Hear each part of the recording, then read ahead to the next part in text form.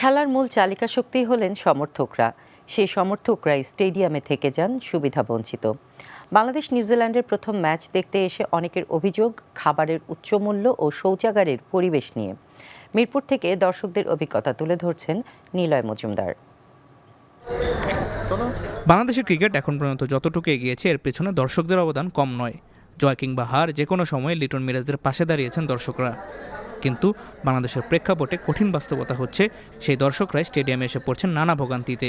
দিনের অবসর সময়টা ভালো কাটাতে মানুষ খেলা দেখতে আসেন স্টেডিয়ামে। সেই স্টেডিয়ামই মেঝেতে পানি পড়ে রয়েছে, বাথরুমের পানি এসে পড়েছে, উপচে পড়েছে এই মাঝের জায়গাটাতে। এই সমস্যাটা সমাধান কে করবেন? তামিম ইকবাল বৃহস্পতিবারে তিনি বলেছিলেন এক ভিডিও বার্তায় যে খুব শীঘ্রই দর্শকদের এই সমস্যার সমাধান করা হবে।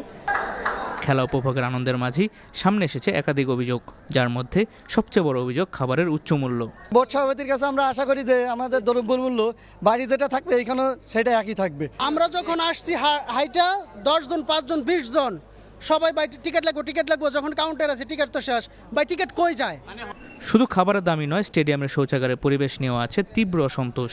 এখানে যে আমাদের যে নারী দর্শকরা আছে তারা কিভাবে এই 7 ঘন্টার ম্যাচে অষ্টম ছাড়া থাকবে, এটা নারীদের জন্য কোনোভাবেই উপযোগী না। মেয়েদের কেন মানে ছেলেদেরও মনে হয় না, আমার মনে হচ্ছে না যে যাওয়ার উপযুক্ত। এছাড়াও টিকিটের কালোবাজারি নিয়ে অভিযোগ জানিয়েছেন দর্শকরা। Niloy Majumdar, NTV news, Dhaka.